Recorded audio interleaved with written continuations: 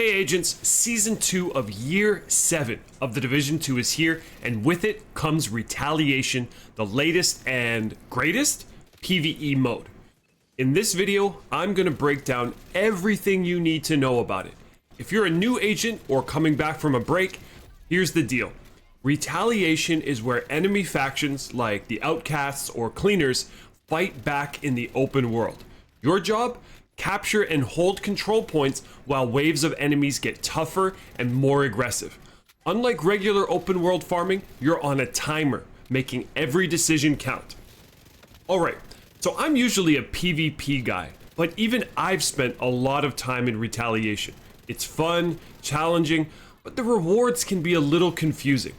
So I'll break them all down so you can decide whether this new game mode is worth your time. But before that, how do we even get into Retaliation? First things first, check the faction status on your map under the new Retaliation tab. This shows how close you are to triggering Retaliation for each faction. In my case, True Sons are almost ready, so that's what I'll focus on. You can increase the level by completing any True Sons activities, be it open world activities or missions. I don't have the exact percentages on how much each activity will increase the status, but it seems to correlate somewhat with how long it generally takes to complete. Once the circle is full, you have 6 hours to activate Retaliation. To do so, at least on Xbox, go back to the Retaliation tab and hold A. You'll be sent to the safe house in that area. The timer has now started. I have 7 minutes to capture and hold both control points. Obviously, if you're in an area with 3 or 4 control points, you'll start with more time. It may seem like a short time at first, but don't worry. Eliminating enemies or kill squads and holding control points all add additional time to the clock.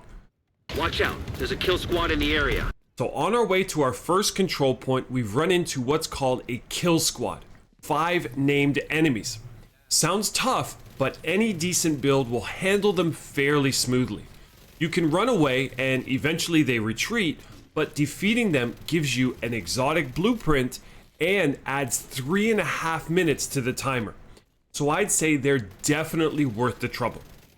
Alright, so we've taken out the kill squad, we can now initiate our takeover of the control point. There will be a few NPCs, in my case True Sons, at the control point. Clear them out, and then hold the X button to activate the takeover. Now the real fun begins. There will be multiple waves of NPCs, all of which include a named enemy. Be careful here because they like to spawn from multiple locations, so keep your eye on your mini-map to make sure you don't get sandwiched. Retaliation is not a damage check like a legendary or raid. The most important thing you need to be wary of is your positioning. Each wave gets a little tougher, and if the NPCs surround you, especially if you're on a high damage build, you'll be in big trouble.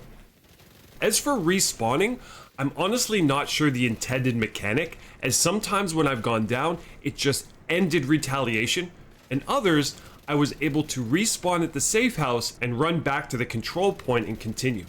Whatever it's supposed to be, I'm sure the devs are going to fix it eventually. One little tip when clearing waves, you may find yourself low on ammo.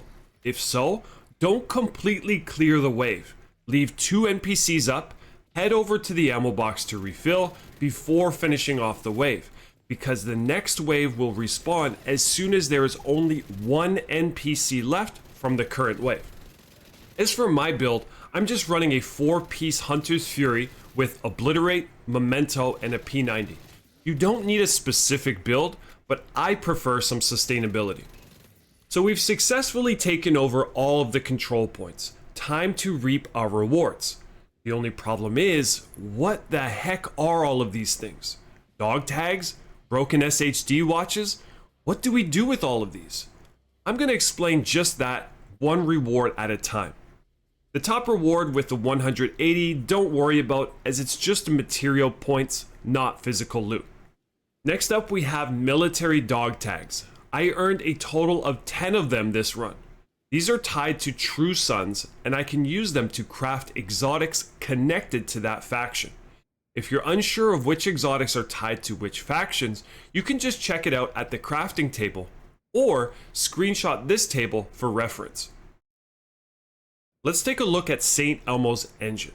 On the right side, we can see all the materials we'll need to craft it, including military dog tags and True Sun's tactical assessment. We've got enough of everything except dog tags, which we only have 10 of the necessary 35. Does this mean we have to run another 3 retaliations before we can craft our Elmo? I mean, you could, or you could also craft dog tags. Remember that broken SHD watch that we got from Retaliation? Those can be used to craft dog tags or the materials tied to the other factions at a rate of 5 broken SHD watches for 15 dog tags. Or if you have too much of one faction's resources, maybe crystallized spice, you can spend them to craft broken SHD watches. Finally, if you scroll all the way to the bottom, you'll see a reconstructed cache. These can also be crafted with broken SHD watches and contain a named item and its blueprint. We still following? So I ran one more retaliation to get the rest of my dog tags, and we can finally craft our Elmo. Unfortunately, it came with optimal range. No thanks.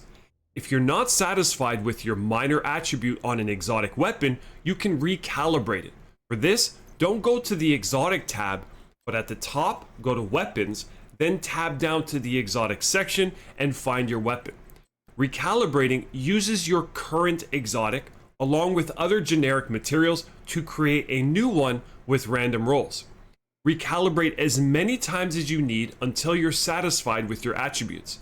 Now, if you get your desired attribute, usually damage to targets out of cover, but low rolls, I'd recommend going over to the tinkering station to optimize it, as those resources are much easier to obtain. So as I mentioned earlier, each faction has its own unique material, like True Suns with dog tags. Hyenas also yield crystallized spice. Outcasts drop biohazardous canisters. Cleaners give burning ash, and Rikers provide frost balaclava. If you ever forget which is which, it's easy to check at the crafting table. Alright, I know that was a lot to take in, especially for new players, but I hope you now have a better understanding of how rewards work for Retaliation and how you can use them as kind of a substitute for farming exotics or even named items in the Division 2. Now, just one more thing before I let you go. Maybe you noticed while I was running Retaliation, I didn't pick up most of my ground loot. If you leave loot on the ground and Retaliation ends, you will lose all of it. So if you want all that yummy loot, after all, you earned it. Make sure to pick it up at each control point before moving on to the next one. Supply rooms, on the other hand, can all be looted afterwards, so don't worry about spending valuable time running over to them before moving on.